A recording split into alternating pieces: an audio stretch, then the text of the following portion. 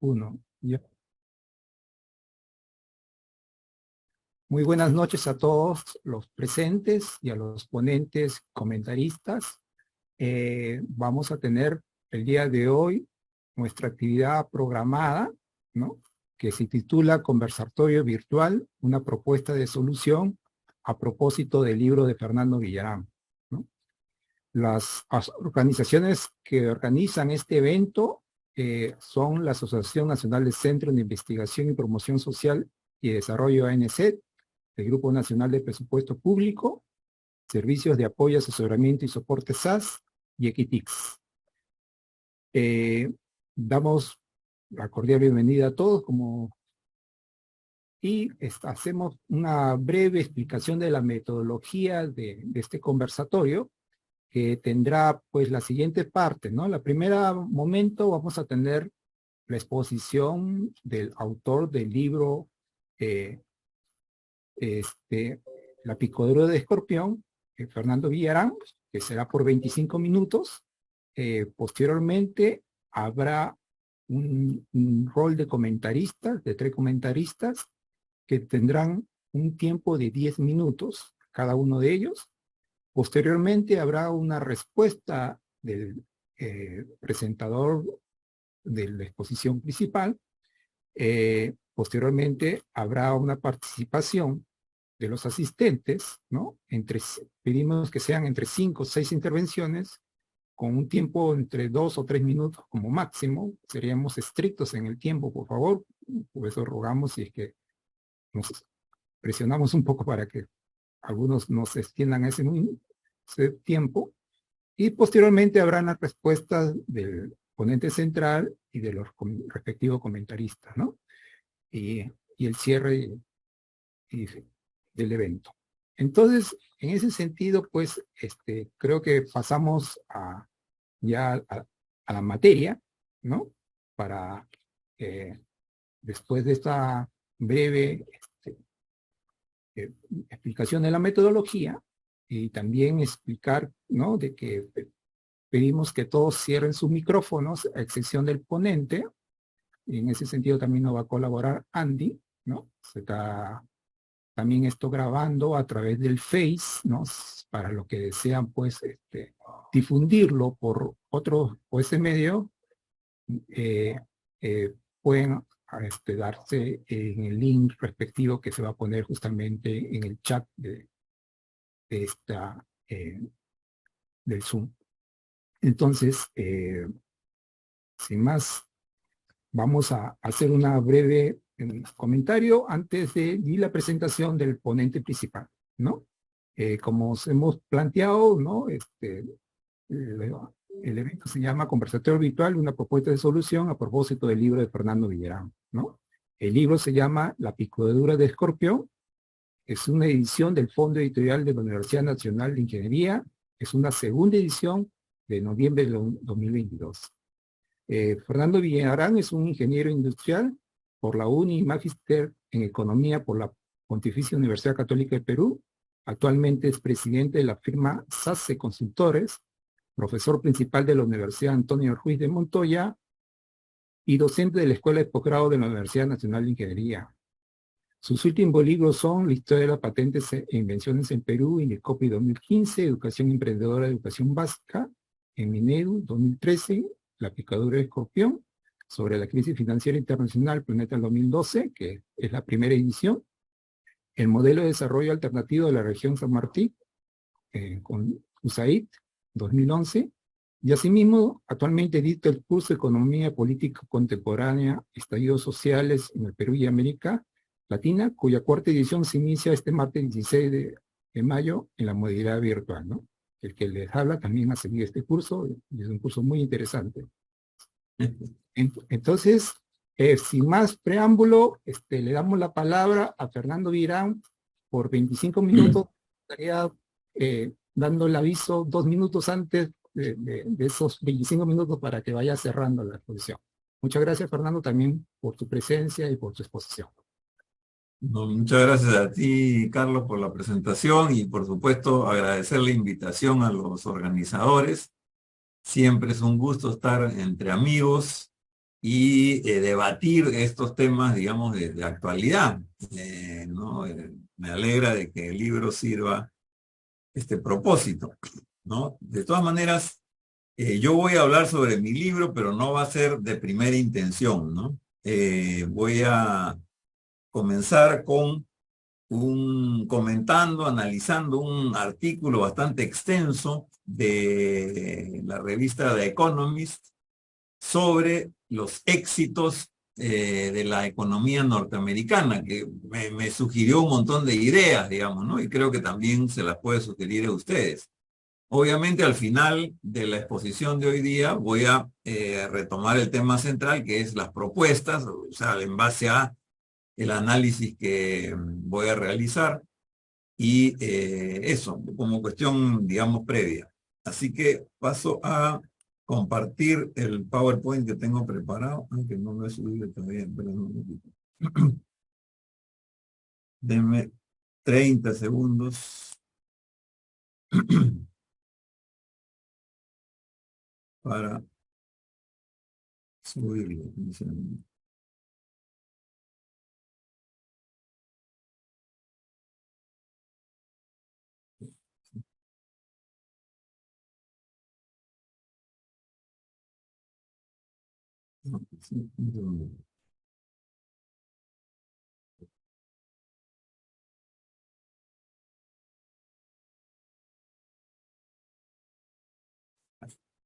Perdón. No, se me escapaba. No sé dónde está. Ya, ya. Listo, ahora sí. Ya. Entonces, comenzamos. Disculpen la pequeña demora. Propuestas para el desarrollo peruano. Voy a empezar un poco una cierta discusión teórica, digamos, sobre la economía, ¿no? A propósito de este artículo que he mencionado de The Economist sobre el desarrollo de Estados Unidos. Y voy a presentar otros casos de desarrollo exitoso, no son muchos, pero para continuar un poco en el debate, y ahí recién entro al tema de la picadura del escorpión, al libro, sobre todo por el lado financiero, digamos, lo que está pasando actualmente, y voy ya concluyendo en una agenda, digamos, para el desarrollo y algunas propuestas de políticas públicas para el desarrollo sostenible. Así que empezamos. El título de este artículo de The Economist, ¿por qué la economía norteamericana es tan exitosa? ¿No? Es una traducción un poco libre, pero más o menos quiere decir lo mismo, ¿no? America's Economic Outperformance es una maravilla. Es más, todavía más elogioso, digamos, de Estados Unidos el artículo de The Economist. Comienza, por supuesto, con algunas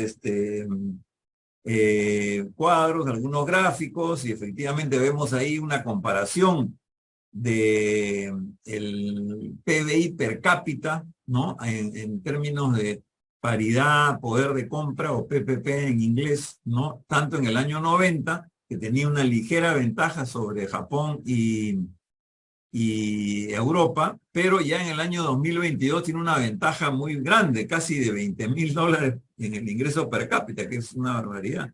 Y más todavía el Japón, que se ha quedado un poco más atrás en relación a Europa. China, por supuesto, en el año 1990 prácticamente no aparecía, ahora aparece con un ingreso per cápita más o menos un poquito más de $20.000, pero claro, no llega a los niveles de estos países desarrollados, pero por la cantidad de personas que están en el eje horizontal, hace un bloque bastante considerable.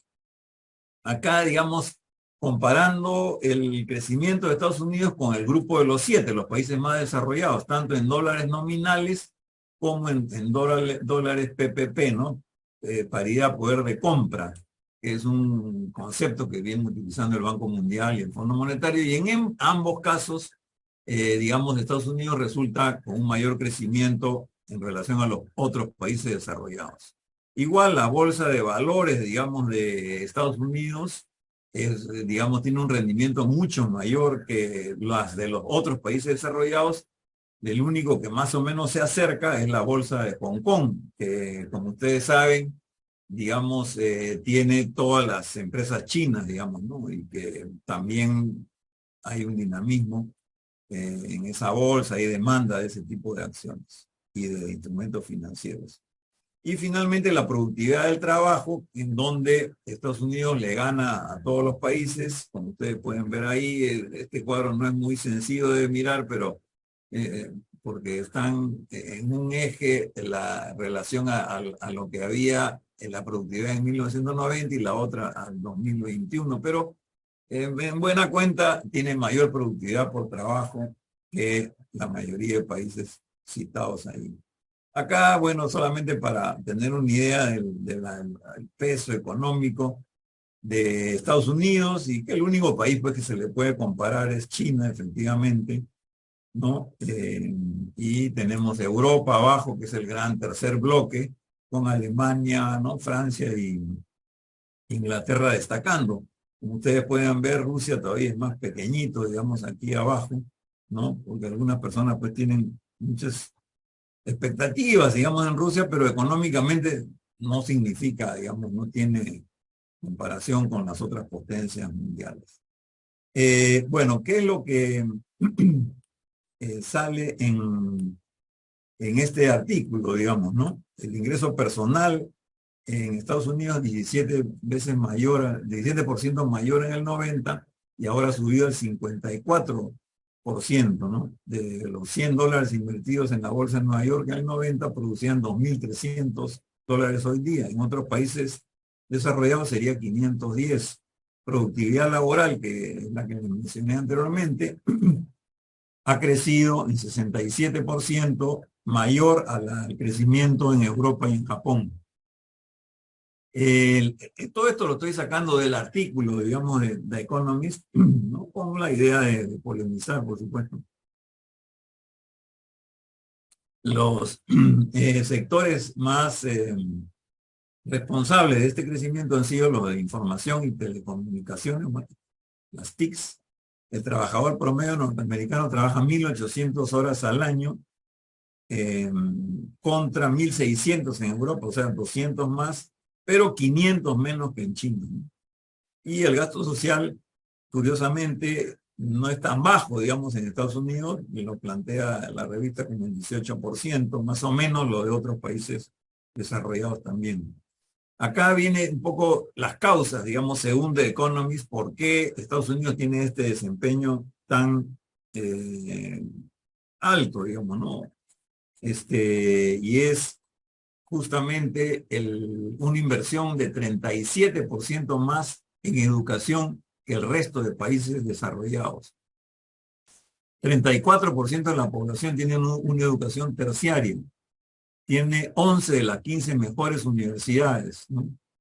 Y un programa que yo no conocía se llama Optional Practical Training, en el cual están 200.000 estudiantes extranjeros que los ayudan a insertarse en el mercado laboral. No lo conocía, pero tiene una buena cantidad de dinero invertido. 3.5% del PBI en I+D, y solo Corea e Israel tienen más, ¿no? Y obviamente es uno de los países que tienen más patentes en el mundo, ¿no? Luego vamos a ver que China también tiene una cantidad importante.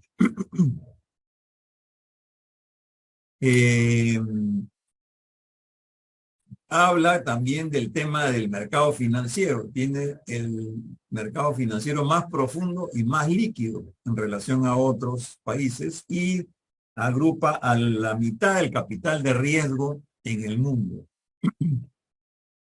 En el año 2000 importaba petróleo, pero al año 2020 ya se ha vuelto exportador, por lo menos autosuficiente, por su desarrollo de tecnologías. Esta capacidad tecnológica de Estados Unidos es lo que destaca, digamos, este artículo. Y habla también de la mentalidad emprendedora, digamos, mayor en el mundo, según The Economist. Esto es un tema también debatible, pero le pone algunas cifras, ¿no? Después del COVID, en el año 2021, se crearon 5.4 millones de empresas, 53% más de las que se crearon el año anterior al COVID, ¿no? Y según una investigación de la Universidad de Stanford, la gestión corporativa, digamos, de las grandes corporaciones es más mejor o superior a otros países desarrollados. También dice que hay, claro, algunos indicadores que no son tan positivos, ¿no? Como el hecho de que la esperanza de vida es 77 años, que es 5 años menos que los países desarrollados, tiene la peor distribución del ingreso y la brecha entre ricos y pobres es la mayor, digamos, ¿no? Ha crecido, más que, no afirma que es la mayor, pero sí ha crecido desde 1990. Un poco haciendo una síntesis, digamos, ¿no? ¿Cuáles son las razones del éxito norteamericano según The Economist? Es educación, inversión en ciencia y tecnología, emprendedurismo, gestión corporativa. Todo eso se puede agrupar bajo el tema del conocimiento, con mi chochera Schumpeter, digamos, como teórico, ¿no? Por supuesto, detrás de este concepto. Y el otro grupo es una política monetaria expansiva, esto vamos a profundizarlo en unos minutos, capital de riesgo abundante y especulación financiera, que a ellos les ha salido positivo. Y todo eso lo podemos agrupar bajo el concepto de financiamiento, con mi otra chochera que es Keynes, digamos, ¿no? Que es el que propone justamente financiamiento por parte del Estado. Y acá, claro, mi primera reflexión es este artículo muy extenso, si quieren se lo puedo compartir también en Equitix o dejarlo en algún lugar. No habla pues un poco de lo que nos repiten todos los días nuestros economistas criollos, ¿no? La propiedad privada, los derechos de propiedad, derecho de propiedad intelectual, el funcionamiento de los mercados, inversión privada, inversión extranjera, confianza, simplificación, todo eso, que esos son los rollos que escuchamos todos los días. Prácticamente no hay una sola mención en este artículo para explicar el éxito de Estados Unidos. Todo el éxito se explica con otras variables que no son las macroeconómicas, salvo el financiamiento, ¿no? Como el tema de la educación o la ciencia y tecnología. Eso es lo que me hizo pensar, digamos, ¿no? ¿Qué cosa podemos también decir justamente para profundizar un poco, dar algunos elementos adicionales, ¿no? Es que, digamos, las empresas más valiosas, los gigantes tecnológicos están en Estados Unidos. A mí eso sí me ha sorprendido, digamos. ¿Por qué, digamos, estas empresas de software, ¿no? Y de hardware, ¿no? Pues, claro, no aparece acá Intel, pero es el mayor, digamos, del hardware. Están en Estados Unidos, hay una concentración muy grande y el único que más o menos se le trata de acercar es China. Pero ¿por qué Inglaterra o Alemania, en fin, que no tienen programadores, o el mismo Rusia, que Rusia dicen que tiene una serie de genios ahí, pero no llegan a tener empresas de esta naturaleza, ¿no? Y eso me hace pensar, digamos, ¿no?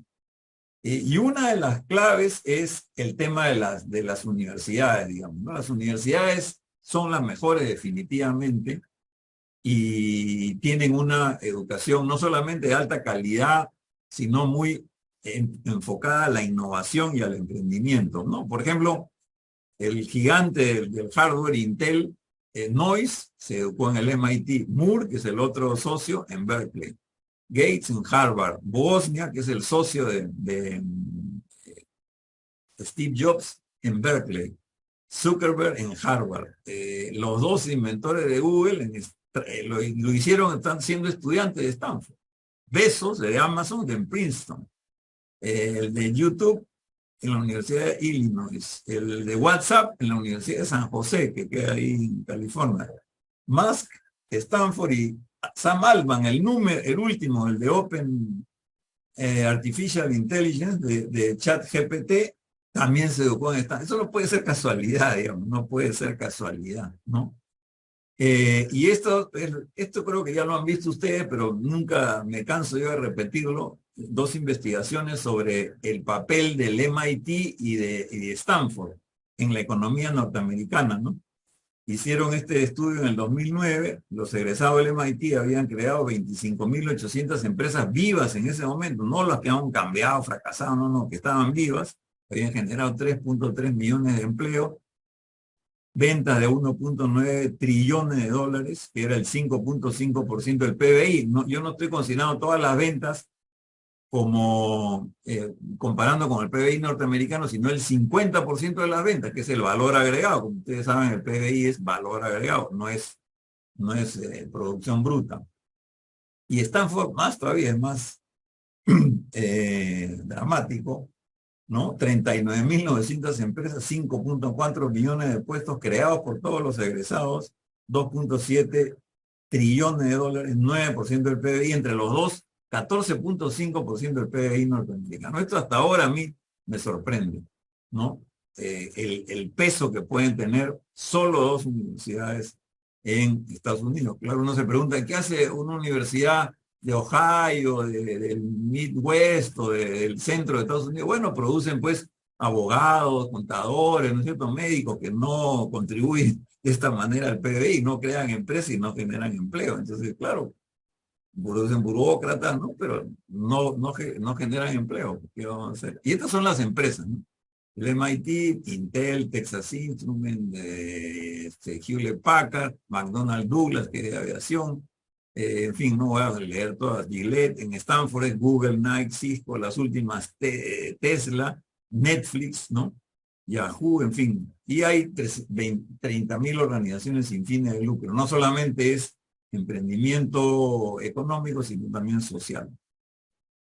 Una de las claves es que en esta última revolución tecnológica, la revolución digital, sí ha intervenido fuertemente el Estado, ¿no? Y el Estado ha financiado, según Mariana Mazzucato en su libro El Estado Emprendedor, 12 de las principales tecnologías del smartphone. Si no hubiera sido por el Estado, no hubieran tenido esta ventaja, digamos. Entonces, bueno, este es otro elemento que quiero también poner sobre la mesa, el gran giro en las políticas económicas en Estados Unidos y Europa. Esto lo he sacado de un artículo de Paul Krugman, que sacó el 2015, que se le llamó The MIT Gang, o sea, la banda del MIT, ¿no? Antes eran los Chicago Boys y hoy día son la banda del MIT, que ha, digamos, dominado, casi todos los bancos centrales están dominados o dirigidos por personas formadas ahí, ¿no? Samuelson ha sido el padre, a su vez es hijo él, Samuelson, de Keynes, ¿no? Se afincó en el MIT y ha tenido una influencia muy grande en gente no solamente como Krugman, sino estos son los datos que ponía Krugman en su artículo. Creo que han cambiado algunos, ya la Fed ya no está Bernanke, sino hay otros, pero siempre una influencia muy fuerte del MIT en las políticas monetarias y fiscales, ¿no? Y acá, digamos, quiero hacer una mención especial al quantitative easing, ¿no? Que es el dinero fácil, ¿no?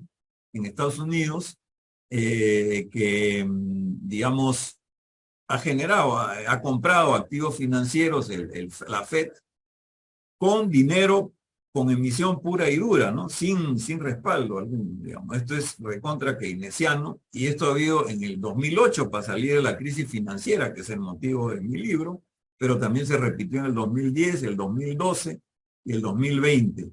En total, como se puede ver en este gráfico, casi 8 trillones de dólares en emisión monetaria, que acá se mide como la compra de activos financieros. Y los dos activos que compraron han sido bonos del tesoro y valores respaldados por hipotecas, o mortgage-backed securities, ¿no? Aquí está. Bueno, lo que ha pasado es que todo este dinero se ha ido en buena parte, no solamente a la producción, pero principalmente a las bolsas de valores. Entonces acá tienes que las bolsas cayeron, digamos, con la crisis del 2008, pero a partir del 2009, de marzo, se comenzaron a levantar y no han parado hasta el día de hoy, ¿no? Entonces hay, digamos, un financiamiento que se ha ido a las empresas, a los bancos, principalmente empresas de las personas más ricas, y esto se ha ido a la bolsa y ha hecho que la bolsa tenga una vida propia, digamos, ¿no? Acá llego a una conclusión, ¿no?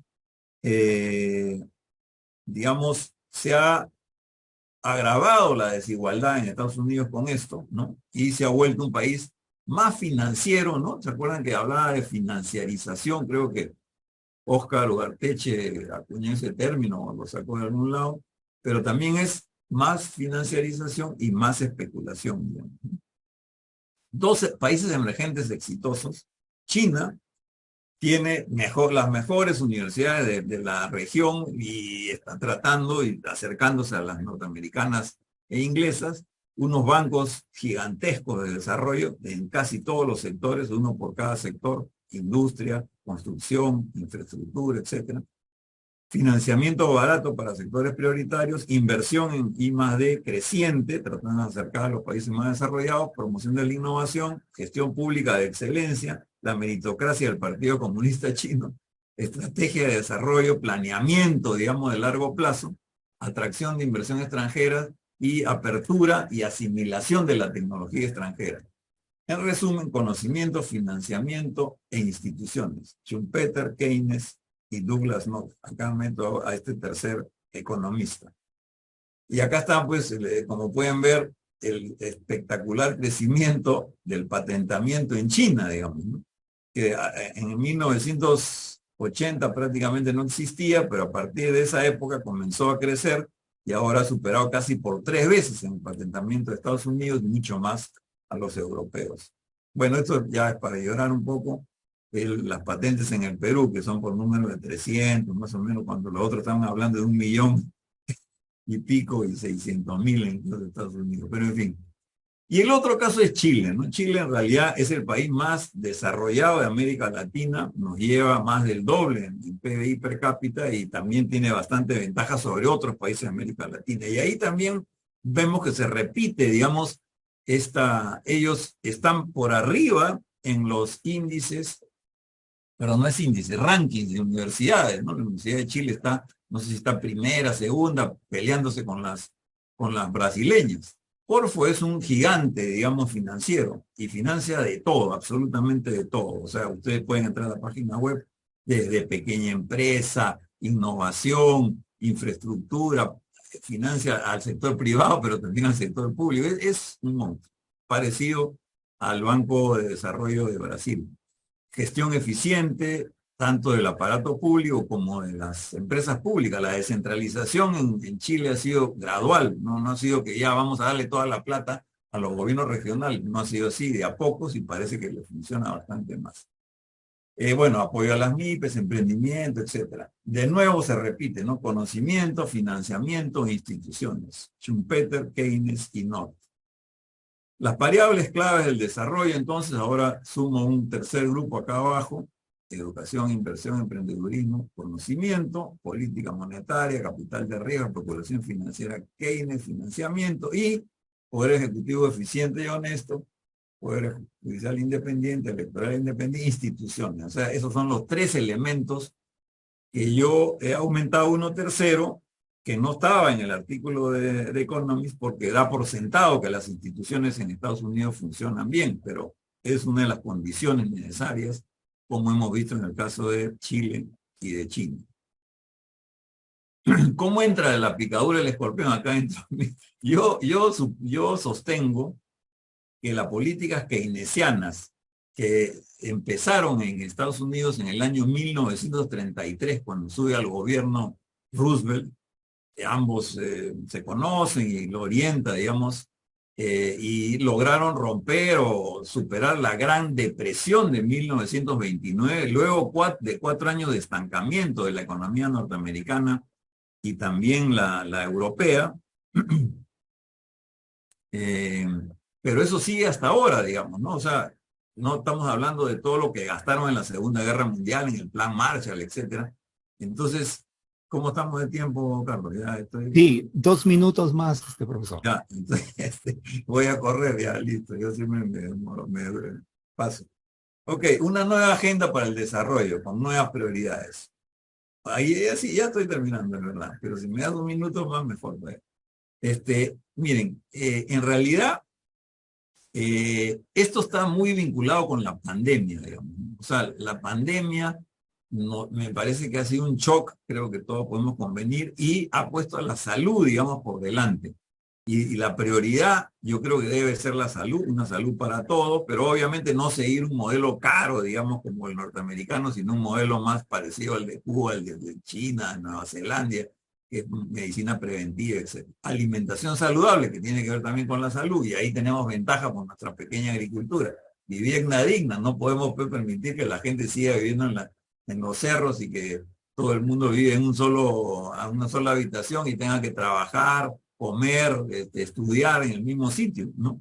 Educación de calidad, pleno empleo, CTI, ciencia y tecnología, descentralización, ciudades, en fin, y energías limpias. Y un dato importante que viene también de Estados Unidos, mira, el mayor empleo en Estados Unidos, una economía desarrollada, está en los dos sectores, educación y salud. Dato que es impresionante, porque es muchísimo más que el resto, ¿no? Que todo el resto. Y entonces esto, y además cuando uno ve los artículos sobre inteligencia artificial, todo el mundo te dice, van a desaparecer una lista larga de empleos, pero nadie dice que van a desaparecer en educación. Educación se requiere, digamos, más gente con más creatividad. Y acá, ya estoy terminando, propuestas para el desarrollo sostenible. Entonces he hecho, y esto sí está relacionado con el curso que yo estoy dando, en, digamos, en la parte de arriba he puesto ahí, digamos, lo que yo le llamo ladrillos, que son estas áreas que ya he mencionado a lo largo de la exposición de hoy día, el conocimiento, la innovación, la naturaleza, que también la incluye el objetivo del trabajo y el empleo, pleno empleo, ¿no? Inversión pública, o sea, finanzas públicas, finanzas privadas e instituciones. Y aquí en el eje vertical está, digamos, los sectores. Entonces, en cada sector, ¿qué es lo que, cómo entra el conocimiento, cómo entra la innovación, la naturaleza, etcétera, etcétera?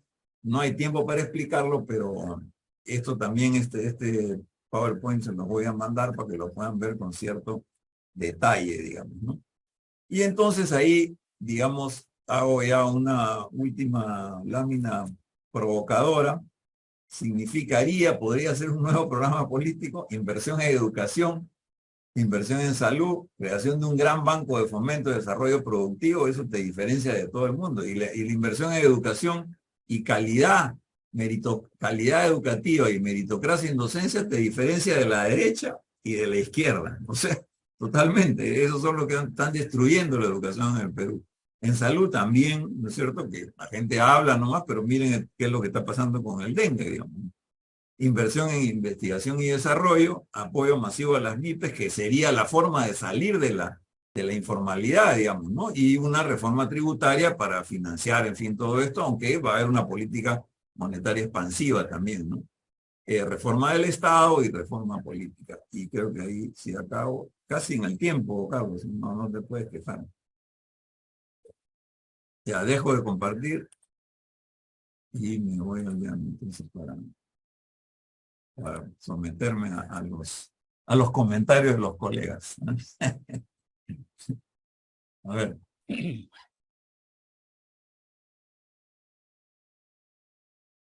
No te escuchamos, Carlos, no te escuchamos. Estás con el micrófono. Disculpe, no. Muchas gracias, profesor. Vamos a ver, siguiendo el programa, vamos a tener comentarios, ¿no? Y vamos a comenzar con Jorge Oroza, directivo de Equitix, quien es economista de la Universidad del Pacífico, docente de Facultad de Economía y de posgrado de la misma universidad, a quien le vamos a dar 10 minutos para sus comentarios. Tienes la palabra, Jorge, y yo te avisaría 2 minutos antes para ir concluyendo tu comentario. Gracias. Ok, buenas noches con todos y Fernando, mil gracias por compartir tus pensamientos, reflexiones y propuestas. Y también por tu valentía de poner sobre la mesa temas sumamente importantes y discutibles. Entonces, ¿me escuchan? ¿Sí? ¿Te escuchaba bien? Sí. Sí, bueno, tengo varios comentarios, ¿no? El primero de ellos, Fernando, es que creo que hay un componente muy importante a explicar y a resaltar en este proceso de crecimiento de Estados Unidos. Y es el componente del mecanismo financiero para absorber, para apropiarse de excedentes generados en el resto del mundo.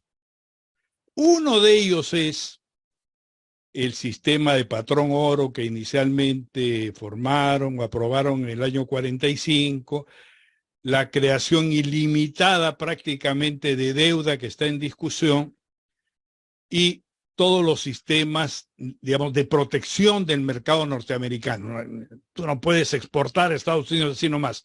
Hay un conjunto de mecanismos de apropiación gigante de dinero.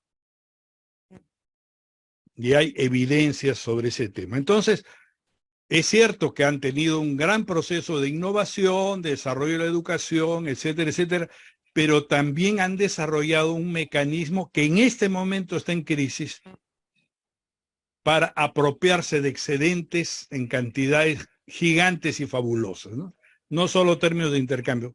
Desgraciadamente es un tema que no hay cifras, pero los mecanismos son conocidos y hoy en día está en crisis, ¿no es cierto?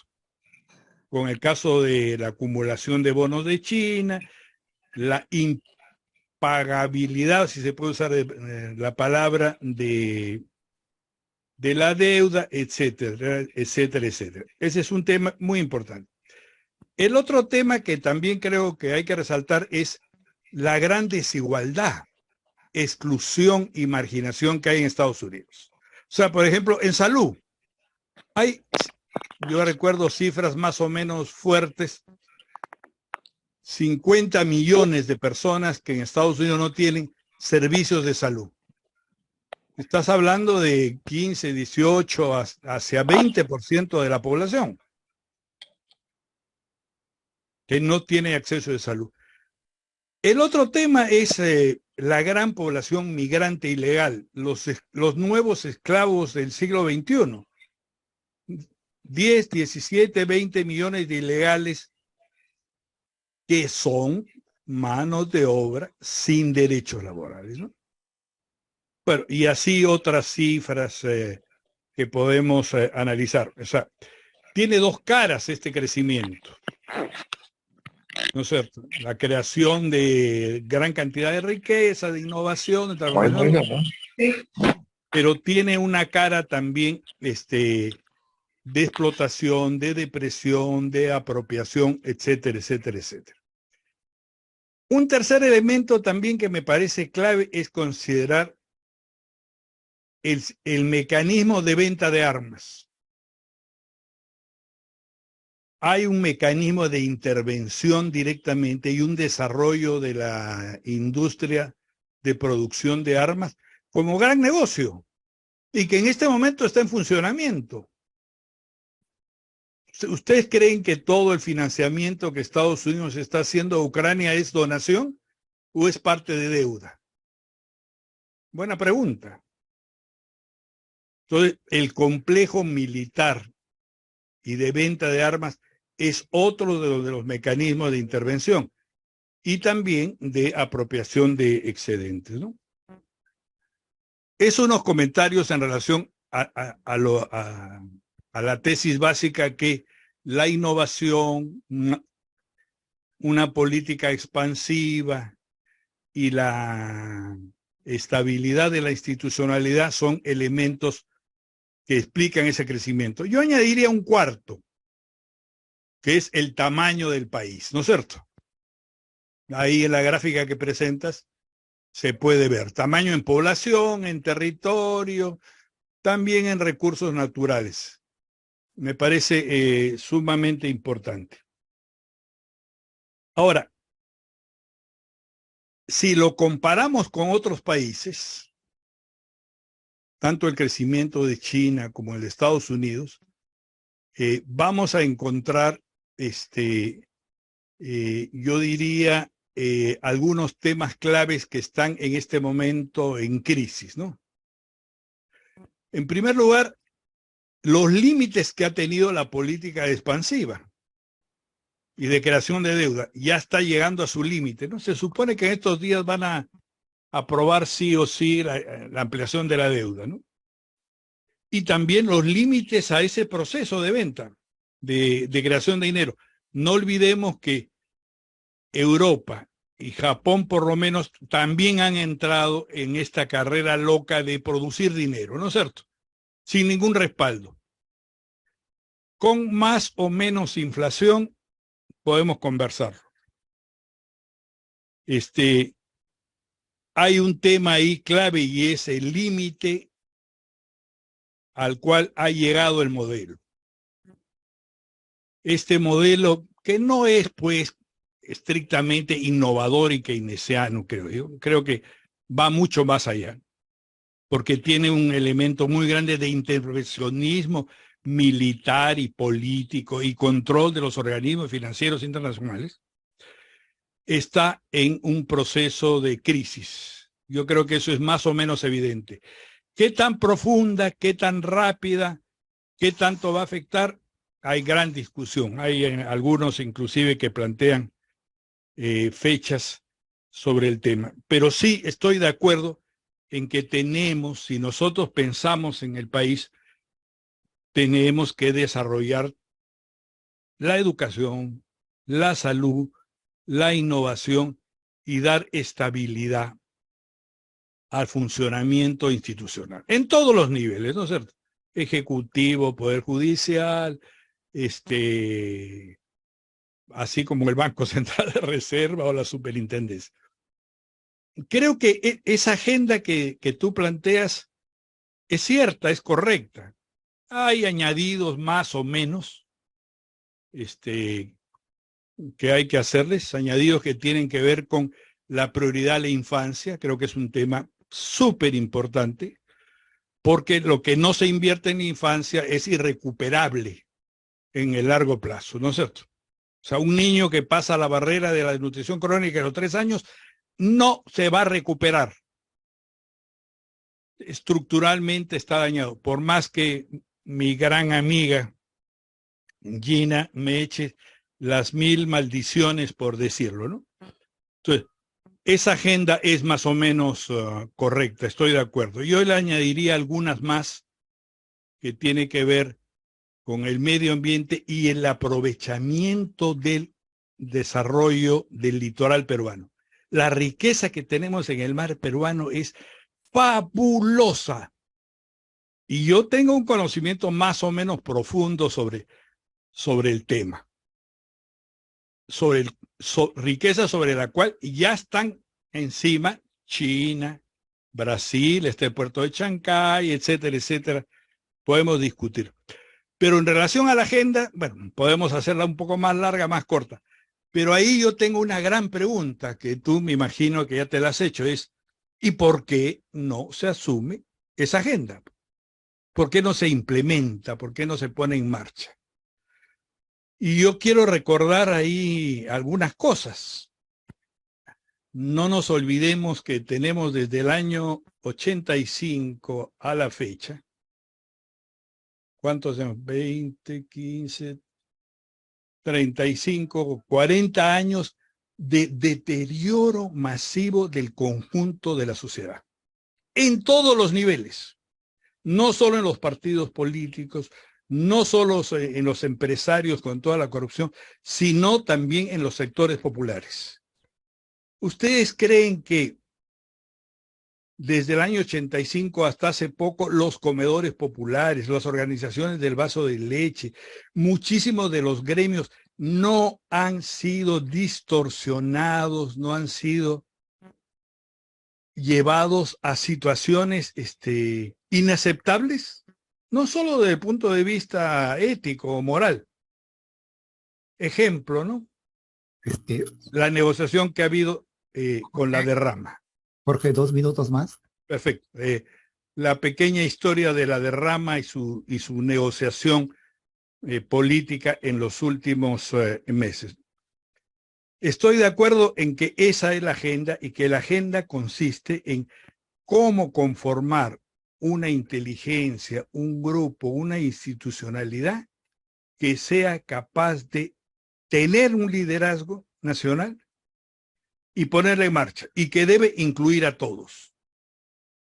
Y yo termino con una frase que tiene ya creo que 150 años. Los viejos a la tumba y los jóvenes al poder, de González Prada. O sea, yo cada día estoy más convencido que la actual dirigencia, incluyendo la dirigencia política de izquierda la de los partidos, la de los medios de comunicación, la de las empresas, no tiene ninguna posibilidad de poner en marcha esa agenda. Se necesita otro grupo humano. Y la responsabilidad que tenemos, los que tenemos más de 15, por no decir de más de 70, es hacer el legado, el trasvase de las lecciones aprendidas. Y ahí me gustaría un comentario tuyo, Fernando, ¿no? ¿Qué podemos hacer para que surja ese grupo? Y ese grupo tiene que incluir a los empresarios, tiene que incluir al sector financiero, tiene que incluir a los jóvenes. Y en mi opinión, termino con esto, tiene que incluir a los sectores laborales organizados, a los nuevos sindicatos, a los nuevos grupos sociales vinculados a intereses particulares en la agricultura, en la industria, la microempresa, etcétera, ¿no? Creo que por ahí tiene que ir el camino, un nuevo liderazgo, pero con nuevas personas. Por eso yo siempre digo, mejores personas, yo diría, y nuevas personas para una nueva economía para todos. Y ahí termino. Gracias, Jorge.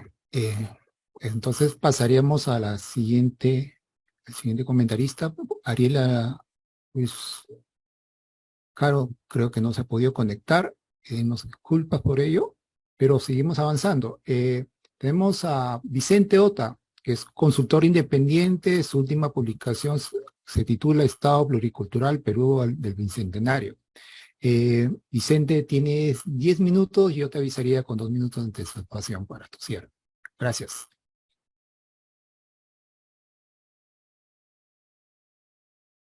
Tu micrófono, Vicente.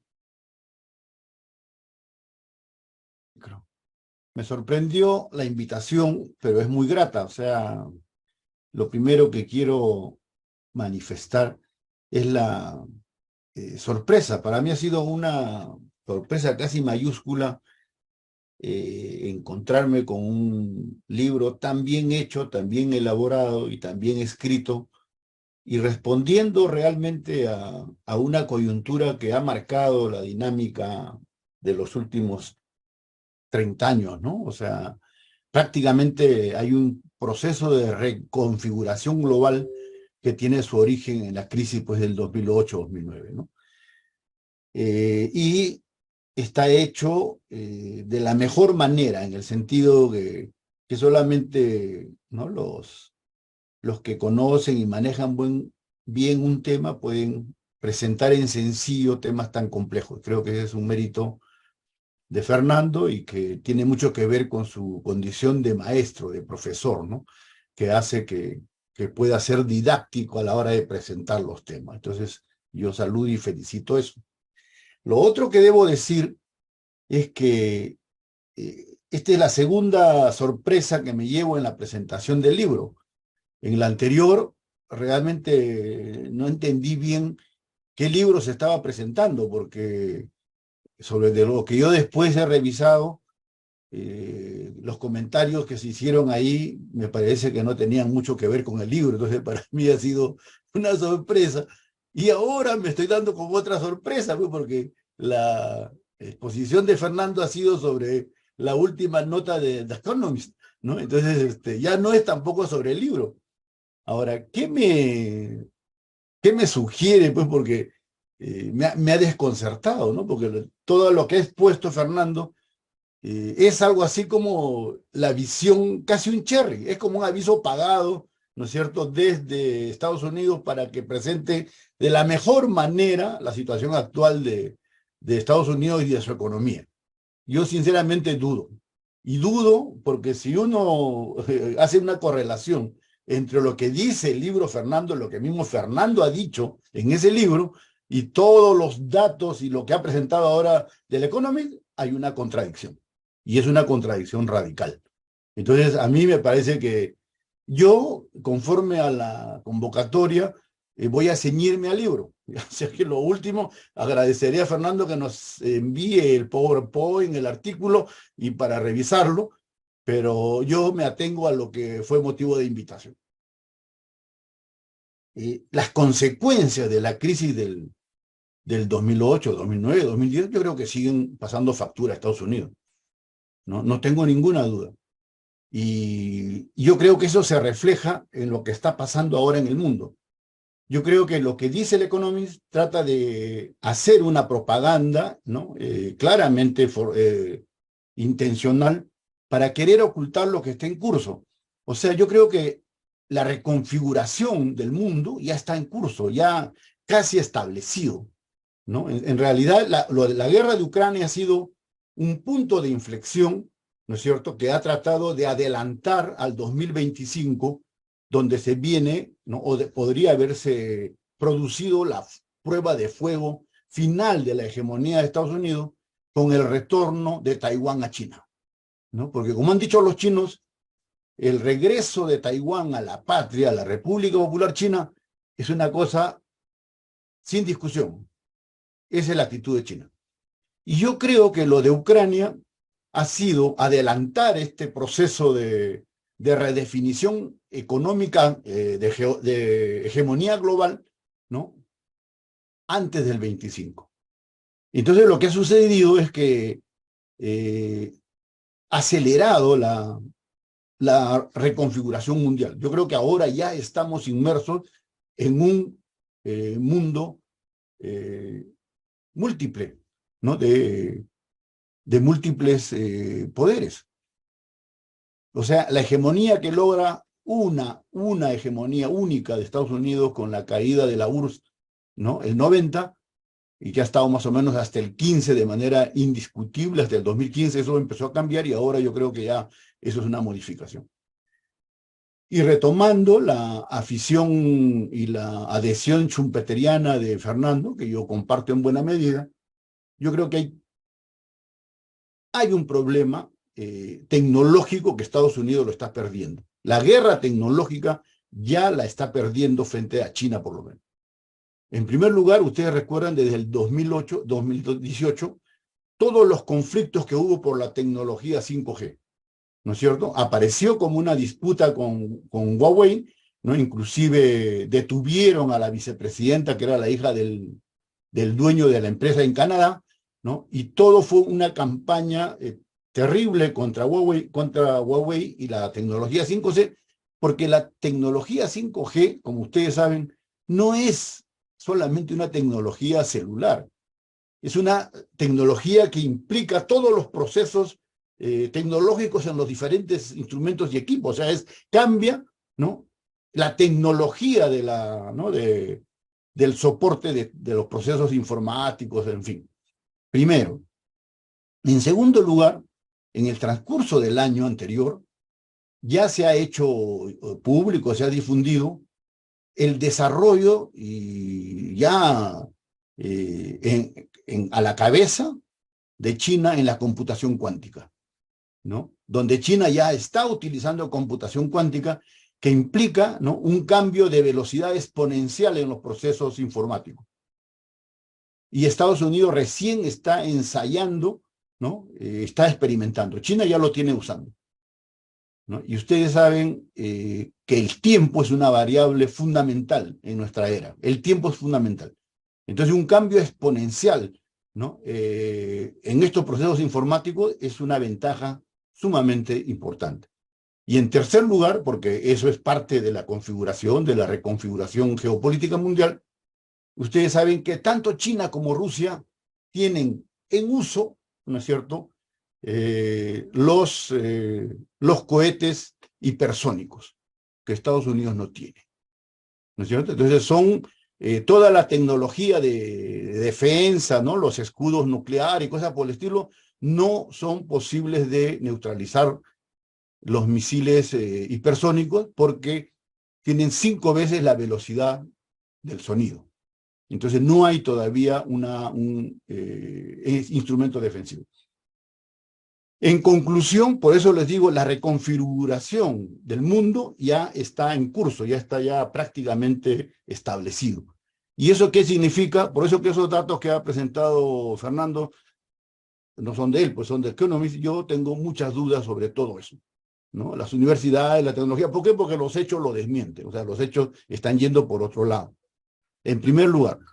La otra cuestión que a mí me parece muy, muy importante, ¿no? Que tiene que ver con el enfoque del inicio de la crisis que plantea Fernando y la conclusión, sí me parece sumamente útil y valioso las dos entradas que hace Fernando en lo de la picadura del escorpión, ¿no es cierto? Lo de Adam Smith, porque son las concepciones globales que han prácticamente organizado el pensamiento y la economía y la política de los últimos 250 años, ¿no es cierto? O sea, hasta dónde se cumplen y se mantienen las leyes que decía Adam Smith sobre el mercado, ¿no es cierto?, en la riqueza de las naciones. Que el interés propio, ¿no?, finalmente se traduce en el bienestar general. El mismo Fernando dice que eso, aparte de cumplirse muy relativamente, en el momento que en este caso Estados Unidos sobre todo, entra a un proceso donde lo financiero se convierte en dominante, eso entra en crisis. O sea, ahora ya no hay, en el mundo actual, que tiene que ver con la economía, con el pensamiento neoliberal, esto ya no funciona, ¿no? ¿Por qué? Porque, como dice el mismo Fernando, ahora a los varones de las finanzas, ¿no?, a los que han causado todo el desastre financiero del 2008-2009, no tienen ningún interés con que funcione el mercado, con que, ¿no es cierto?, un producto sirva a la gente o no le sirva, porque por último, ellos lo único que hacen es especular, ¿no es cierto? Wall Street y toda básicamente una economía especulativa. Y él mismo señala en el libro que en el fondo esa es una de las razones por la cual China ha ido creciendo y seguirá creciendo. Esa es la primera cuestión. Y lo otro que me parece también importante es la autocrítica y crítica que hace Fernando como marxista, y es marxista, ¿no es cierto? Yo tengo ahí un agregado un poco creativo, ¿no? Pero así como hay un cuestionamiento a esto de las leyes que decía Adam Smith, de que el Internet, ¿no?, finalmente termina formando general, uno podría, exagerando, decir que es también lo que se produce con la tesis central de Marx sobre el desarrollo del capitalismo, ¿no es cierto? Porque Marx dice que el capitalismo empieza su configuración y su desarrollo cuando esta ley de mercancía, dinero, mercancía, ¿no es cierto?, se transforma en dinero, mercancía, dinero. Ahí es donde empieza el capitalismo, porque ya la producción tiene como finalidad producir más dinero y producir utilidades. Pero uno lo que podría decir es que con la financiarización de la economía y que se vuelve dominante, ni siquiera eso se cumple, porque al final lo que se cumple es dinero, dinero, dinero. O sea, no es porque hay dinero, invierte y produce mercancía y luego se convierte en dinero, sino que es el dinero que se invierte como dinero, se especula y se vuelve más dinero. O sea, la propia naturaleza del sistema capitalista ha sido vaciado, ¿no?, de su contenido inicial. Vicente, Porque por eso, Vicente, 2 minutos más para cerrar. termino, por eso, ¿no?, por eso es que todo ese capitalismo, como capitalismo industrial, ¿no?, ligado al desarrollo, ¿no es cierto?, del pensamiento liberal, fue progresivo, pues. Sí constituyó avances en la humanidad, ¿no?, porque tenía que ver con el mercado, porque producía, ¿no es cierto?, y todo lo que las cosas consecuentes. Termino con lo siguiente, para centrar en el Perú y también en el mundo. A mí me parece buena la agenda que propone Fernando. Yo estoy de acuerdo y me parece muy, muy interesante, pero creo que, y eso también está en el libro, además de lo presentado ahora, lo que no podemos hacer es reducir, ¿no?, o dejar marginal la cuestión de la política. En el Perú, ¿no?, que es, bueno, Jorge se ha vuelto medio González Pradiano y nos está mandando a todos a la tumba, pero en el Perú tú no puedes tratar de cambiar lo que hay, ¿no?, que es efectivamente una podredumbre, ¿no?, un establo de augias, si no construyes un bloque histórico, un bloque político con una fuerza política y con una fuerza ética capaz, ¿no es cierto?, de inducir cambios y que empiezan en primer lugar con cosas que ya todos lo sabemos, ¿no? La erradicación de la corrupción, el fortalecimiento de la institucionalidad, ¿no es cierto?, poner los intereses nacionales delante de los intereses de mafias y de grupos. Entonces, esa concepción y ese enfoque, esa construcción de una mayoría, no de un bloque histórico, de una mayoría nacional que pueda asumir ese programa, esas banderas que plantea Fernando, con las que yo estoy de acuerdo, creo que es fundamental. Y eso no se puede hacer jubilando o mandando a la tumba a nuestra generación. Yo creo aquí la relación, ¿no?, la integración de esta guardia vieja con la joven es decisiva. Lo de Chile es la mejor respuesta a esto, ¿no? En gran parte la debacle de la izquierda chilena tiene que ver con que los muchachos, los jóvenes, que la han hecho bacán desde el 2014-2015, ha hecho lo que dice Jorge. Jubilaron a los viejos, los mandaron a la tumba, ¿no es cierto? Y no tenían interés en vincularse con los viejos comunistas, los viejos socialistas. Y eso es lo que está pasando con Boric ahora y con la debacle frente a las últimas elecciones. Entonces creo que las tareas formidables que plantea Fernando, que yo adhiero, que yo comparto, requieren un enorme reto, un enorme esfuerzo político en la que nuestra generación debe jugar todavía un papel importante, ¿no es cierto?, articulando y buscando hacer la transición compartida con la juventud, ¿no? Gracias. Gracias, Vicente. Entonces, como se ha explicado la metodología, inicialmente vamos a tener una respuesta a los primeros comentarios hechos por Fernando Villarán. Tiene 10 minutos para esta respuesta. Gracias, Carlos. Bueno, empiezo, por supuesto, agradeciendo a Jorge, alias Pacoco, y a Vicente por sus comentarios. La verdad que me han gustado mucho, me han movido las neuronas, y de eso se trata en este tipo de reuniones. Y bueno, he conseguido mi objetivo de ser un poco provocador. Los he provocado y han pisado el palito, pero en el buen sentido, en el buen sentido de la palabra, en el buen sentido. En primer lugar, porque yo no he venido acá a defender a Estados Unidos, o sea, realmente no es así. O sea, de repente, y claro, yo sabía que me estaba moviendo en un terreno un poco peligroso, pero no le tengo miedo al peligro y usé, digamos, los argumentos de The Economist para decir justamente que ellos que son, The Economist pues es un propagandista más que de Estados Unidos, porque no nos olvidemos que es una revista inglesa, es de Inglaterra, no es de Estados Unidos, es de Inglaterra. Ellos son orgullosos y tienen su nacionalismo. Pero el The Economist es pues un propagandista del modelo neoliberal a forro, ¿no es cierto?, que es el modelo que nos han impuesto acá, digamos, y que todavía está vigente en el Perú. Entonces, me sorprendió este artículo porque los argumentos que daba para explicar el éxito, entre comillas, yo mismo he puesto que entre comillas norteamericano, no son del neoliberalismo, no son pues de la propiedad privada, la inversión privada, la inversión extranjera, no, que es lo que los cuentos que nos dan todos los economistas locales, ¿no es cierto? O sea, los periodistas que ya se han vuelto todos neoliberales hablan, hay que respetar la inversión extranjera, hay que crear confianza, si no hay confianza no van a venir, no sé cuántos, y los contratos ley, y eso hay que ponerlo en la Constitución. Nada de eso aparece en el artículo de The Economist.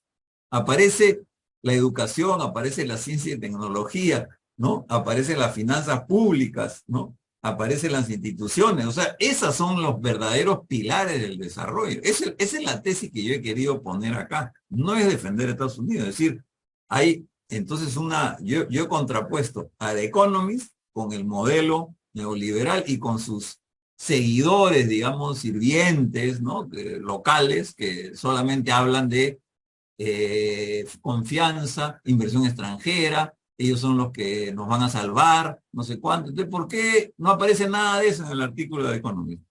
Va al fondo de la cuestión, y el fondo de la cuestión sí está en el libro, ¿no? Como ha dicho Vicente, yo rescato ahí, digamos, justamente el tema de la innovación, como Schumpeter propone, y el rol muy importante del Estado en financiar esa inversión, y las evidencias más recientes de Mariana Mazzucato y todo eso. Entonces, no es defender a Estados Unidos, sino defender el punto de vista de cuáles son los elementos centrales que explican el crecimiento y que van a ser las palancas para el desarrollo sostenible, van a seguir siendo. O sea, para mí, la educación, la innovación, el financiamiento público y las instituciones van a seguir siendo claves para un nuevo camino hacia el desarrollo sostenible que podemos tener nosotros, porque a diferencia de Europa y Estados Unidos que han destruido su naturaleza, nosotros todavía tenemos la naturaleza acá. Y concuerdo con Jorge cuando dice que el mar peruano es riquísimo. Es verdad, es riquísimo, pero es riquísima nuestra selva, es riquísimo todo. O sea, porque todavía no las hemos destruido y tenemos que detener esta destrucción, digamos. Ahora, un tema ya más específico, esta era un poco mi idea general, ¿no? Y más específicamente para contestar algunos de los argumentos planteados, este crecimiento de la deuda que habla Jorge es cierto, hay una deuda, y yo he puesto ahí 8 trillones de compra de papeles que ha hecho la FED. ¿Qué va a hacer con esos papeles? ¿Los va a vender? ¿Va a vender bonos del tesoro? ¿Quién se los va a comprar? ¿Va a ser China? Yo creo que ya China no está interesado. Entonces, en realidad, el crecimiento de la deuda, que es la contraparte de la emisión monetaria, o sea, crece la emisión monetaria y crece la deuda, ¿no? Y todo el mundo está preocupado por la deuda, ¿no? Me acuerdo, porque tú estás preocupado por la deuda hace años, inclusive en el programa Reactiva también estás preocupado porque no se está pagando. Y entonces hay un cierto, no sé si es misterio o cualidad del sector financiero en donde los gringos la tienen más clara que nosotros.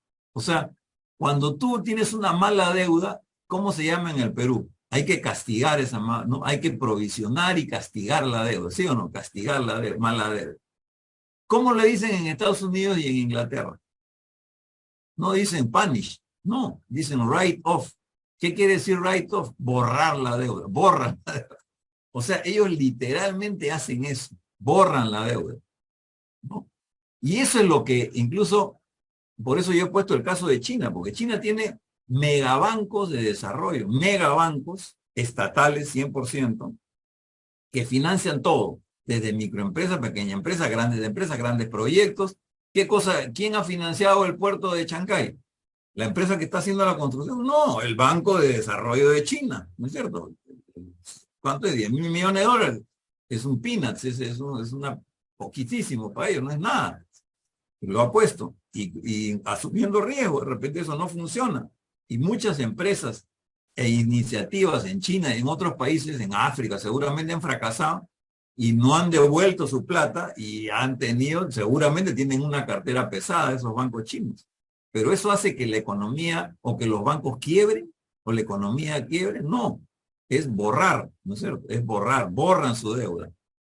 Y por ejemplo, es que no quiero ir porque porque toda la deuda que tuvo la Segunda Guerra Mundial fue 1.5 del PBI. O sea, el déficit fiscal durante la Guerra Mundial, la Segunda Guerra, fue 25%, es el oficial, no sé cómo será en realidad. 25% del PBI cada uno de los años.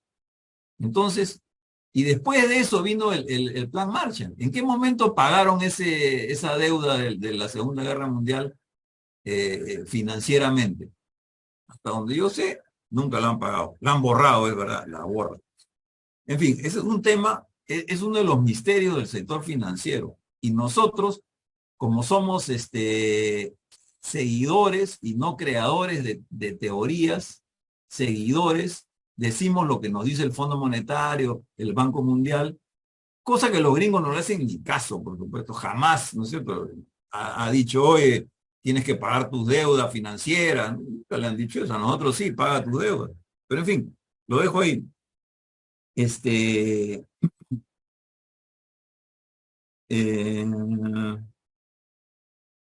este tema ya, yendo no, también uno último de Jorge, es que cuando me dice, claro, estoy totalmente de acuerdo que la infancia tiene que ser prioritaria, totalmente de acuerdo, pero eso lo ves por educación y lo ves por salud. O sea, te das cuenta, dentro de educación tienes que priorizar obviamente a los niños, o sea, la educación es desde inicial, ¿no es cierto?, hasta universitaria, y además incluye la alimentación, y la salud incluye lo preventivo justamente para los niños y que no tengan digamos, estos problemas que has mencionado, digamos, de nutrición, etcétera. Es parte de eso, o sea, definitivamente no lo estoy dejando de lado, digamos, ¿no? Yendo a lo de Vicente, él, claro, me dice este tema de las tecnologías de la 5G. Correcto, o sea, mira, la 5G es una tecnología donde han tenido ventaja los chinos, no sé hasta dónde los rusos están en eso, pero ellos sí. Pero a mí me sorprende que toda esta nueva tecnología de la inteligencia artificial sí están atrasados.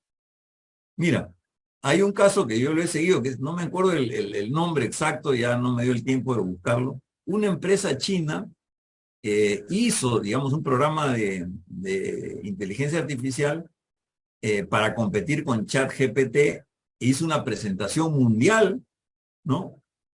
Y entonces dijo, y la gente entró a la página web que ellos decían, pero no funcionaba muy bien. Y las acciones de esa empresa china que se cotizan en todas las bolsas del mundo bajaron así drásticamente. Entonces, esta tecnología que es clave, yo veo que todavía están un poco atrasados. Sobre los cohetes hipersónicos, es verdad, yo creo que eso es algo que aparentemente tienen una ventaja, pero no creo que en todo el campo de los armamentos están, digamos, por encima. Y efectivamente estoy completamente de acuerdo que nos estamos encaminando hacia una guerra, y esto alimentado principalmente por Estados Unidos. Y yo creo, y estoy completamente de acuerdo con la iniciativa de Lula de comenzar a ponerse él a la cabeza de una iniciativa para dos cosas.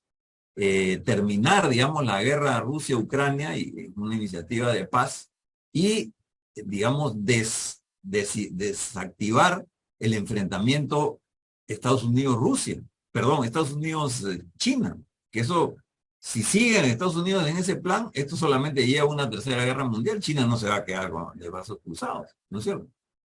China se está portando bien hasta el momento, desde mi punto de vista, no hace ninguna de las agresiones, digamos, que sí hacen los norteamericanos, o sea, como buena filosofía china que tiene y 5.000 años de historia estatal, digamos, ¿no?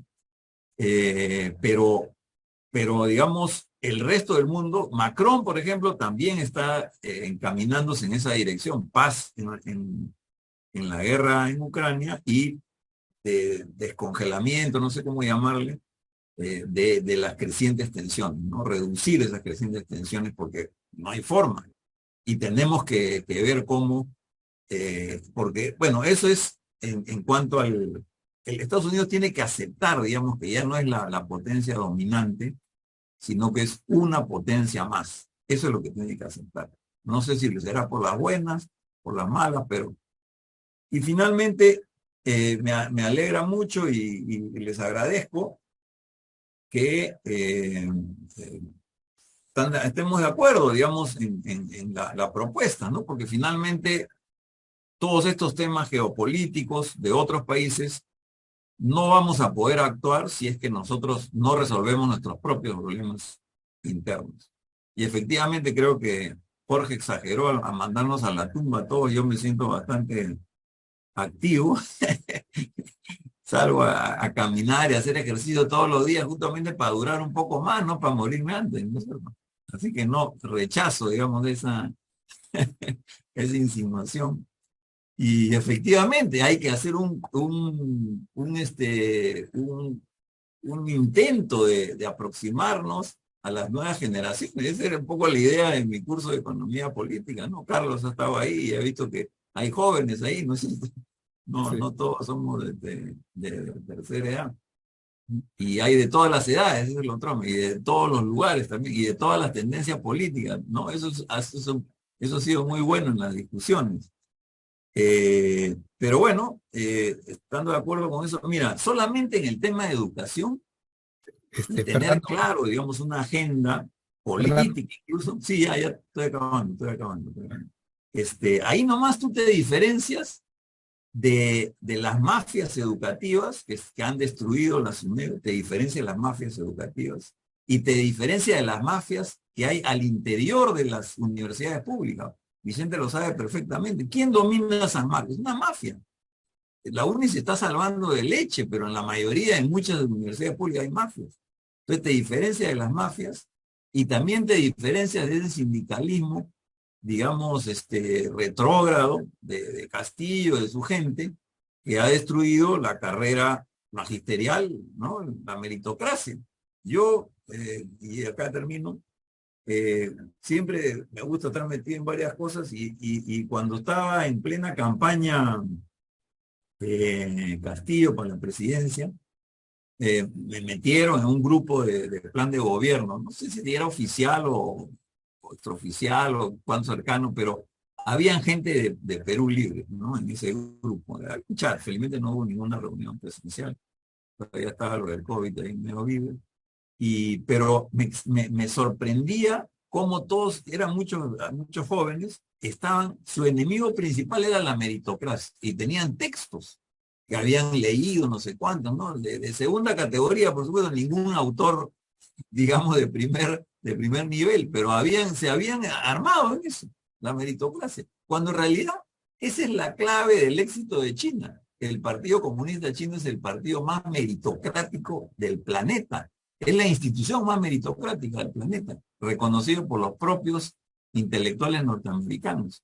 Ahí no entra cualquier patita, no asciende cualquier patita, le hacen un entrenamiento, captan a los mejores estudiantes de las universidades para el Partido Comunista, después pasan a trabajar en una provincia, en una municipalidad, después en una empresa pública, después en un cargo de un ministerio y así, ¿no? En relaciones exteriores, hasta que al final llegan a dirigir el país, pero con un entrenamiento y una formación, pues, de primera.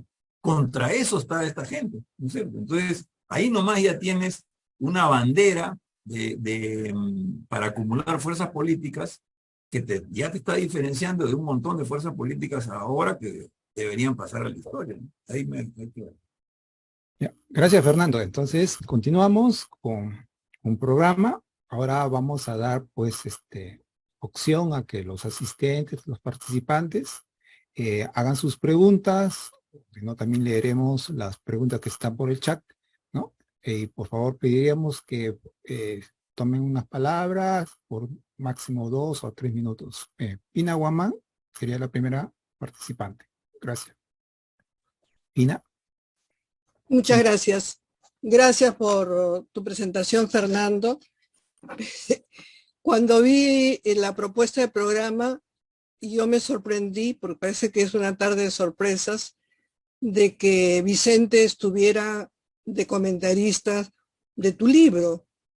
Y debo decir que ahora estoy sorprendida porque de las intervenciones que he escuchado, me parece que la suya trata de plantear un enfoque que me parece, Fernando, no está, no sé si no está en tu intención, en tu enfoque, o está muy especializado, y es una visión más integral de la coyuntura, de la institucionalidad del país, del tema del poder y la política, que yo creo que condicionan todas las otras posibilidades. Entonces, creo que yo te preguntaría cómo ubicas tus planteamientos dentro de esta visión más integral, incluso los aspectos culturales o los temas de descentralización o territorialidad. Y segundo, me parece que el mundo del pensamiento económico tiene que estar también ligado a los procesos de generación de agendas. La agenda que tú has planteado, creo, como se ha dicho, nadie podría estar en desacuerdo. Pero es bien interesante cuando esa agenda viene, como en el caso de la que se ha formado en CONADES y en otros espacios, desde el movimiento de la sociedad expresada en liderazgos, en planteamientos quizás dispersos, no articulados, pero que ahí están. Por ejemplo, todo lo que tiene que ver, dos temas que yo extraño. Uno que tiene que ver con el cambio climático y los temas ambientales. Y lo segundo, vinculado a eso y al contexto económico internacional también, es el tema de la seguridad alimentaria y la importancia para nuestro país de la pequeña producción, la producción familiar. Entonces creo que yo te invitaría a que dialogues con esas agendas. Y tercero, en mi comentario es que yo creo que esperaba que plantees las tesis básicas de tu libro, porque entrar por este artículo sin ubicar para qué estás planteando eso, digamos, habiéndonos convocado para escuchar más bien tus tesis básicas. Yo por lo menos me desoriento, quizás porque no soy economista, y digo, bueno, ¿por qué esas variables macroeconómicas son importantes? ¿Por qué son importantes? O quizás son variables que ya tenemos que revisarlas o articularlas a otras. Y hay qué visión de desarrollo, qué visión de bienestar, qué visión de derechos que están implícitos en esa importancia de tener en cuenta esas variables que son macroeconómicas y que alimentan con qué objetivo, ¿no? Esos son mis tres comentarios y por supuesto yo creo que acá abrimos quizá otros puntos para otras reuniones. Correcto. Gracias, Fina. Aún otro comentario, por el chat vemos a Giovanna que también ha formulado, no sé si querrás hacerlo de manera verbal o lo leería. A ver.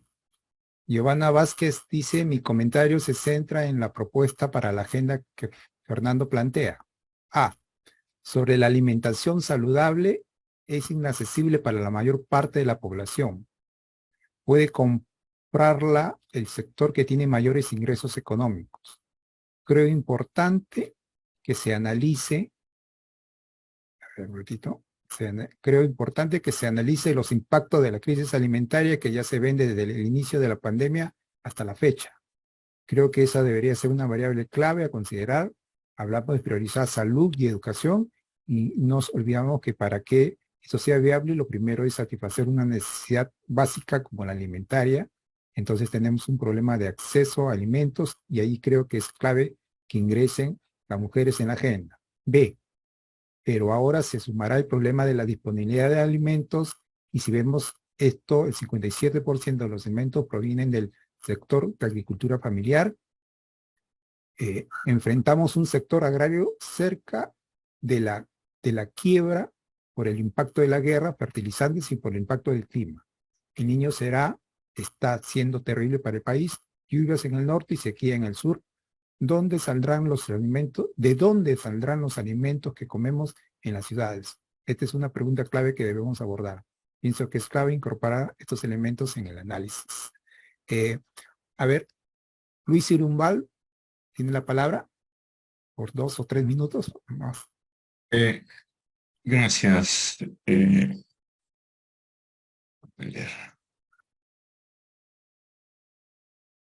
No sé, desde hace un par de días está fallando mi cámara. Bueno, intento prenderla como verán, pero no se puede. No te preocupes, nada más. Pero mira, ahí está, ahí aparece prendida, Sí, pero sí. no sale. Bueno, Fernando, gracias por tu presentación, al igual que a Pacoco y a Vicente, por sus comentarios complementarios. Brevemente,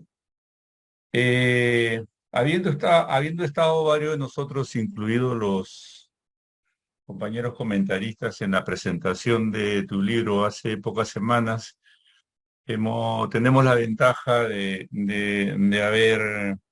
tener un encuadre más completo de cuáles son eh, las tesis de tu libro, de tu propuesta, etcétera.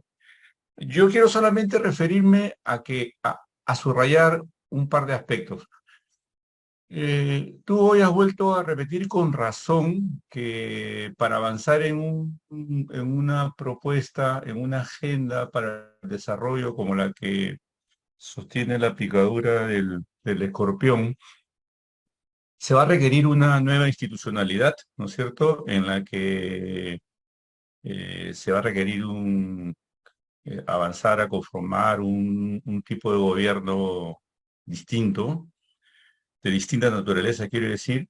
Se va a requerir un sistema de partidos que también piense en país, que recuperen visión de país, que recuperen el sentido de la necesidad del planeamiento, que las empresas, incluidas las grandes corporaciones, lo tienen, pero el modelo neoliberal se le metió que, al menos el modelo neoliberal peruano cerró el INP, como sabemos, y entonces nueva institucionalidad gubernamental, nuevos partidos políticos. Pusiste ejemplos también de que se va a requerir una nueva postura de los trabajadores organizados o los sindicatos. Y estando de acuerdo en ello, mi pregunta es, porque no ha estado, al menos no la he escuchado, no ha estado explícitamente planteada, ¿cómo hacemos para impulsar, si hubiera el propósito, el consenso de impulsar una agenda como la que planteas, cómo hacemos para conseguir un empresariado schumpeteriano? Estamos en ejemplos, Paco mencionó algo de la pesca. Hoy día Hildebrand en sus 13 detalla una crónica muy detallada de cómo la ex ministra de MIDIS, de Relaciones Exteriores y Energía y Minas con Kuczynski, ¿no es cierto?, Cayetana Aljovín, ahora presidente de la Sociedad Nacional de Pesquería e integrante de una serie de directorios, con cierta amistad con la actual presidenta desde que era ministra de Desarrollo Social e Inclusión, están apretando porque se observe la ley que ha restituido las 5 millas para la pesca artesanal. Porque claro, la pesca industrial también quiere meterse a las 5 millas. Frente a un niño costero que ya anuncian de que van a poner la cuota en no más de 1 millón de toneladas, obviamente quieren meterse a la playa de pescadores a levantar anchoetas, seguro, ¿no es cierto? Bueno, no es el único caso, ¿no es cierto? Podemos plantear el caso de la agroexportación, ¿cierto? Tienen 30 años de exoneraciones de un conjunto de obligaciones tributarias y laborales. Arrojan unas utilidades envidiables. Se ha convertido en el tercer motor del modelo económico neoliberal, acompañando al minero y al financiero. ¿Y cuánto tiempo más tienen que tener para tener capacidad de acumulación de talla regional o global? Para citar dos casos, pero podríamos pasarnos buen rato citando una serie de sectores económicos de carácter rentista que no se alinean con esas ideas modernas de gestión económica y en la perspectiva de configurar un nuevo modelo de desarrollo en la que nadie se quede atrás, ¿no es cierto? Y que apliquen pues las clases que aprenden en sus cursitos de Harvard del win-win. Tampoco, no lo hacen. Entonces, esa es mi pregunta. ¿Cómo hacemos? ¿Qué hay que hacer? ¿Qué tipo de políticas? ¿Qué tipo de incentivos habrá que mover para generar un empresariado chumpeteriano? Gracias. Sí, gracias a ti, Luis. Vamos a coger las preguntas también del chat y acá cerramos con esta ronda de preguntas. A ver, yo Manrique tiene varias preguntas, pero he seleccionado algunas de ellas. Dice, no se destacan las diferencias entre desarrollo y atraso. ¿Cómo ejecutar una agenda política con liderazgo estatal que ejecute un plan tal cual tal cual se plantea en un país caótico y desordenado? Y después Jaime Milla dice, llama la atención en la política de Estados Unidos observar cómo pelean el liderazgo dos personas de la tercera edad como Joy y Donald. Entonces, ¿es posible y viable coordinar acciones entre la guardia vieja y joven? Juntos y unidos es posible revertir la situación que estamos pasando. Felicitaciones a Fernando, Vicente y Jorge. Entonces, pasamos a las contestaciones, a las respuestas de Fernando y de los comentaristas. Entonces, Fernando, 5 minutos. Posteriormente, Jorge y Vicente tendrán sus 5 minutos respectivos. Fernando. Ok, gracias. Gracias a todos y todas por sus comentarios y preguntas. Paso a lo de Pina.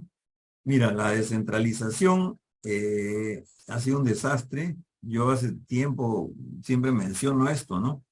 Que esta descentralización en la época de Toledo estuvo a cargo de Lucho Taís.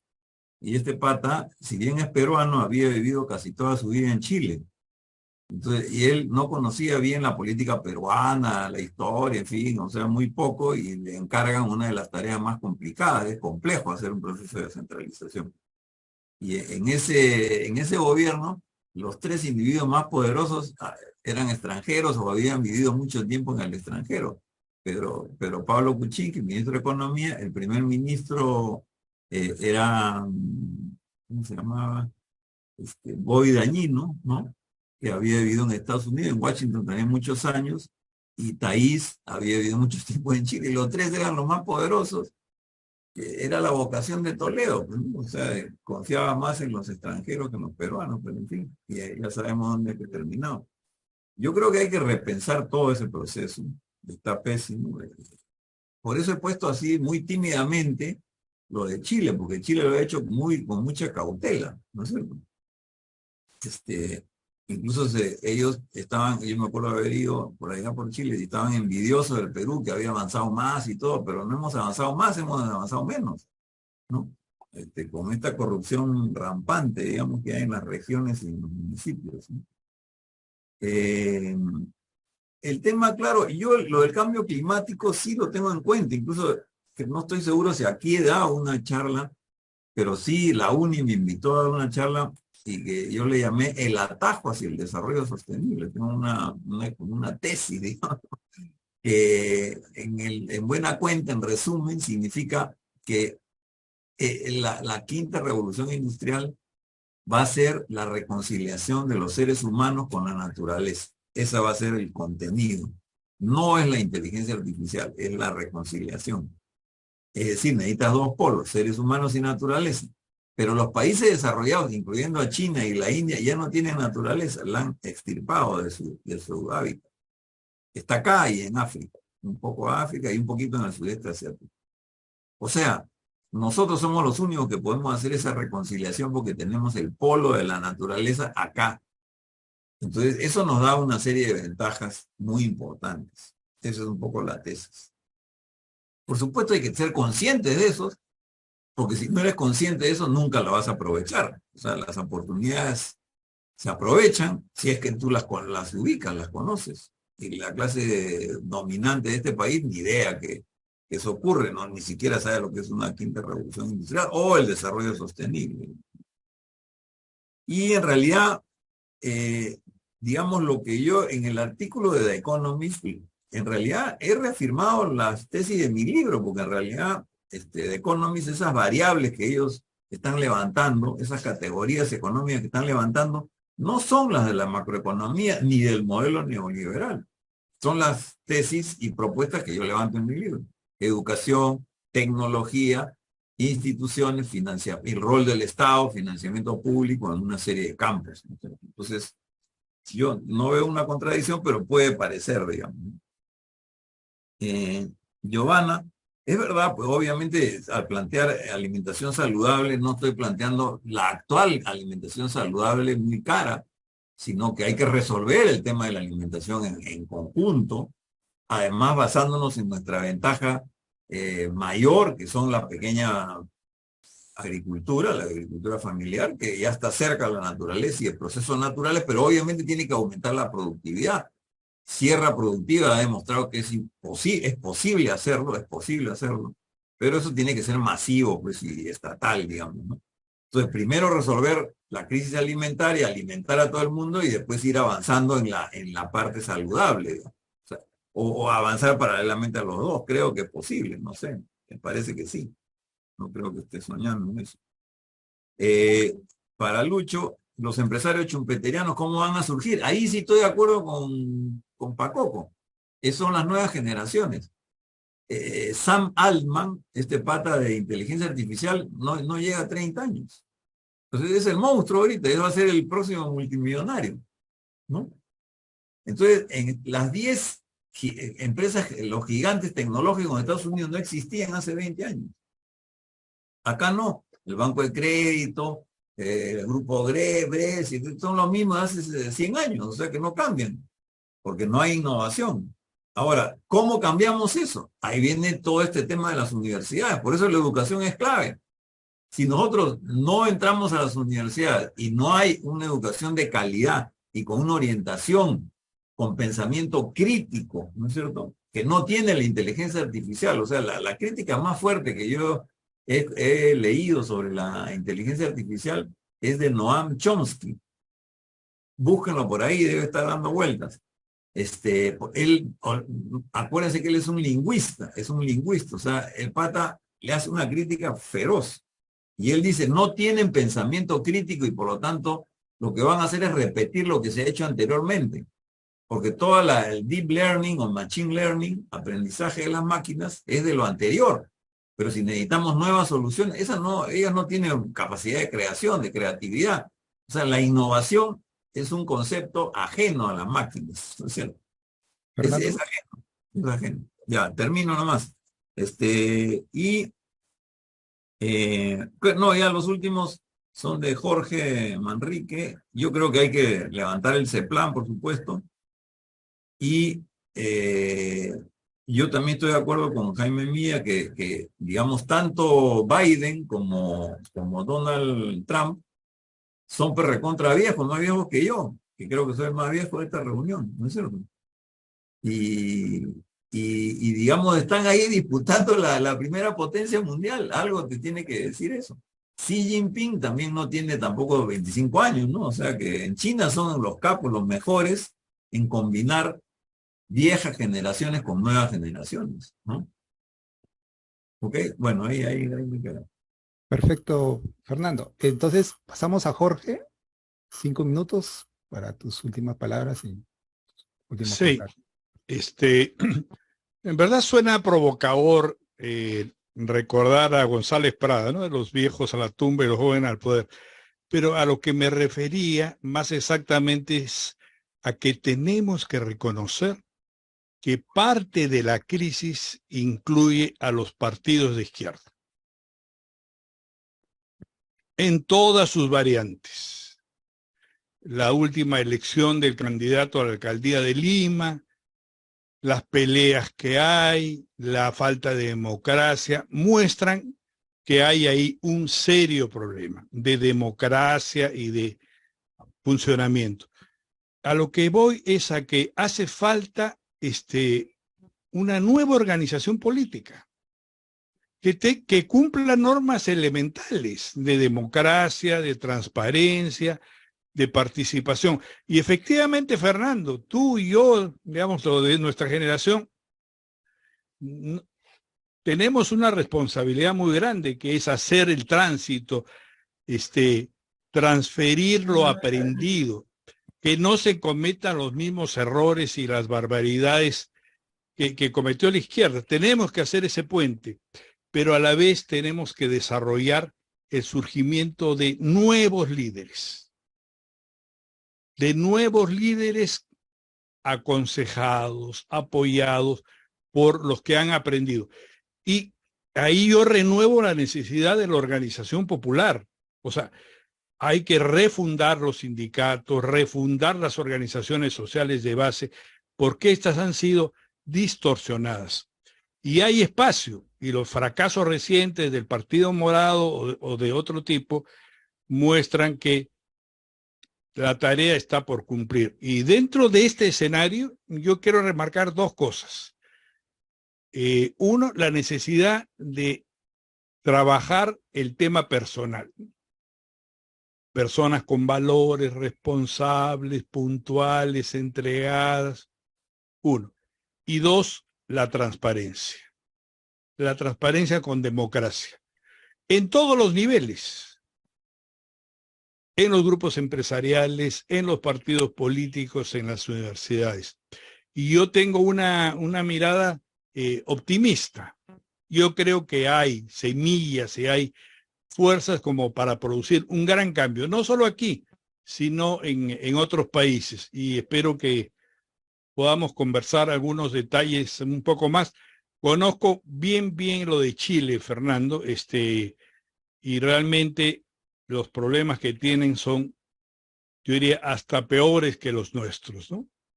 La lavada de cerebro que han tenido la mayoría de la población es increíble, ¿no es cierto? Se han comprado el liberalismo en su forma más extrema. Es enemigo el compañero de trabajo, aquel que tenga algo, es decir, ya niveles de locos. Y eso es lo que está pasando y la crisis que hay, ¿no? Bueno, pero ese es tema aparte. Y nuevamente, Fernando, gracias y espero que sigamos conversando largo y tendido. Gracias a Pina y al grupo de presupuesto. Un saludo grande para todos. Gracias, Jorge. Vicente, 5 minutos. Gracias, Carlos. Uno, precisando la primera observación sobre The Economist y el libro. Jamás no me he expresado o no he dicho que Fernando ahora ha empezado defendiendo a Estados Unidos. Lo que he dicho, el cambio que hay de presentar los indicadores y todas esas cosas de The Economist, que termina siendo muy auspicioso para Estados Unidos, es muy diferente al contenido del libro, que era pues muy crítico. Entonces, la magnitud de las críticas, de las fallas terribles en el sistema financiero, económico y político americano, en 20 años no se pueden resolver y presentarse pues como los indicadores de Economist. No hay ninguna correlación. Es evidente que todas las cosas que ha hecho The Economist es una propaganda frente a la crisis de hegemonía y de cambio del mundo multipolar. O sea, es evidente que es una defensa de 200 años de civilización anglosajona que ahora se está cayendo y se ha reconfigurado un nuevo mundo. Esa es la razón principal. Lo que sí me parecía bueno conversar, tú sabes que yo tengo una gran consideración, Fernando, además por tu honestidad y por tu seriedad. No sé, yo creo que en las conversaciones y en las discrepancias y en los diálogos, sí es importante saber también cuáles son las conductas y las actitudes. Hay una crítica o una observación a una crítica tuya que yo sí quiero hacer porque me parece muy importante.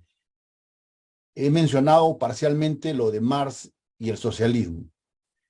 Yo creo que hay un error en tu apreciación del marxismo y de la experiencia de la construcción de países socialistas, ¿no es cierto?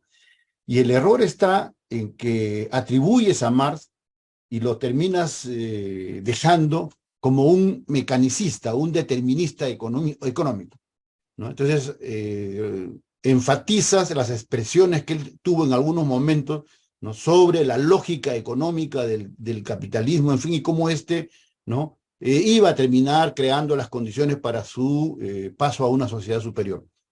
Pero nunca hay que olvidar, ¿no es cierto?, que la primera expresión política poderosa de la izquierda, no, y en este caso el socialismo, es con Marx y Engels, o sea, del Manifiesto Comunista de 1848 y la fundación de la Primera Internacional y todo el proceso mientras Marx vivió. Así que Marx tenía claramente una percepción de que la política era la que transformaba, eso es incuestionable. Yo creo que poca gente recoge y reconoce y valora lo que ha significado la experiencia de la Unión Soviética y lo que significa China. Porque todos somos finalmente presos, ¿no?, del que gana la guerra, ¿no? El que toma el poder, escribe la historia y lo reescribe a su manera. Por eso que todo el mundo ha terminado tirando al agua sucia con el bebé, ¿no? Ya el socialismo es una desgracia, en fin. Yo solamente quiero puntualizar lo siguiente. Los cambios actuales que se están produciendo en el mundo están inducidos por China y por Rusia. Y ambos países vienen, ¿no?, en el caso de Rusia, viene de una experiencia socialista, fallida, en fin, pero el desarrollo y la construcción de todo su aparato económico, industrial, militar y todo eso, que ahora lo hace ser un poderoso agente activo, tiene que ver con el socialismo. Y China ni hablar. Entonces, China, todo el desarrollo, 70 años, ¿no?, de 1949 al 2020, China es una potencia de primer orden a nivel mundial. Y el 49, cuando los comunistas tomaron el poder, Mao era un país semifeudal, un país que estaba en la lona. ¿Cómo no se va a reconocer, ¿no es cierto?, la tremenda fuerza, la tremenda capacidad de desarrollo que ha tenido el socialismo? Termino con la siguiente reflexión, que es la clave. Creo que, no sé si Marx fue consciente, y Lenin sí de alguna manera, de que el socialismo no podría producirse sin un cambio planetario, es un cambio mundial, es un nuevo sistema, es un nuevo factor civilizatorio. Entonces, ¿cuál fue la mayor barbaridad de Stalin y la Unión Soviética? El socialismo en un solo país y luego llegar, ¿no?, a la cosa ya increíble de considerar que estaban construyendo el comunismo, ya lo cual era pues ya delirio total, ¿no es cierto? Pero lo que sí deja claro la experiencia de la Unión Soviética y ahora China es que no es posible, ¿no?, pasar a una sociedad socialista si no hay un cambio planetario. ¿Y qué cosa dijo Lenin, que fue el que más trabajó sobre la transición y el Estado y la revolución? ¿Qué es lo que dijo? Y creo que es lo que está sucediendo ahora. Lo que dijo Lenin fue que la transición al socialismo no era sino, ¿no?, un inmenso capitalismo de Estado. Eso lo dijo Marx, lo dijo Lenin. Eso es lo que dijo Lenin. O sea, que el socialismo como fase de transición al comunismo no era sino un inmenso capitalismo de Estado. Y yo creo que eso es lo que estamos viviendo. Y eso es lo que está viviendo China.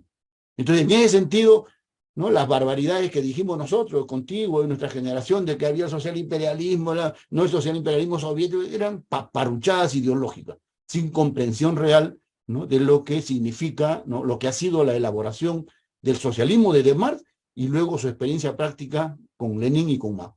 Entonces, lo que yo creo es que lo que se está produciendo es la idea central, ¿no?, que violó Lenin. ¿Cuál es? ¿No? Que Marx siempre dijo que la transición al socialismo suponía un capitalismo maduro, una sociedad plenamente industrial. Y las revoluciones se han hecho en países semifeudales, de capitalismo atrasado, incipiente, Rusia y China. Por lógica, por consiguiente, el proceso de transición es mucho más duro, más difícil, más complejo y más prolongado. Pero esos países que eran medievales, ¿no?, gracias a la experiencia socialista, han terminado en el siglo XXI. ¿Cómo no va a ser eso un elemento sustancial? Lo que quiero decir es que hay que discutir los cambios que se están produciendo ahora a nivel mundial, incluyendo lo que implica la transición socialista, que yo creo que es clave para entender la evolución, ¿no?, del siglo XX, tanto de la Unión Soviética como de China. Creo que esos elementos, o sea, hay que renovar esta discusión del balance del socialismo, hay que hacerlo, No quedarnos solamente en la versión interesada que presentan todos los ideólogos, estos occidentales, en fin, ¿no? Sino tener una visión propia. Tú mencionas a Miramin, algunos otros en tu texto. Ese tipo de pensamiento, el mismo Hobsbawm, ¿no es cierto? Que son otras miradas más comprensivas y más objetivas, creo yo, ¿no? Gracias, Fernando, por propiciar este diálogo. Gracias a todos los organizadores. Y hay que seguir. Nuestra generación no se puede jubilar ni puede no irse a la tumba, o sea, ni hablar. Entonces tenemos que estar ahí, como tú dices, salimos a caminar, a correr y a pelear. Así que en eso estamos, tenemos que mantenernos. Gracias, Vicente. Sí, gracias por tus comentarios.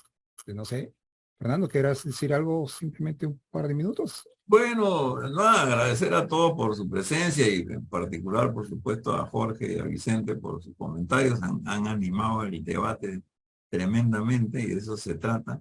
Estoy seguro que los que han participado han disfrutado este intercambio de ideas y los hemos hecho pensar un poco. Las soluciones no van a ser fáciles, nunca son en realidad, son creación heroica y lo heroico es porque es de chamba, digamos, ¿no?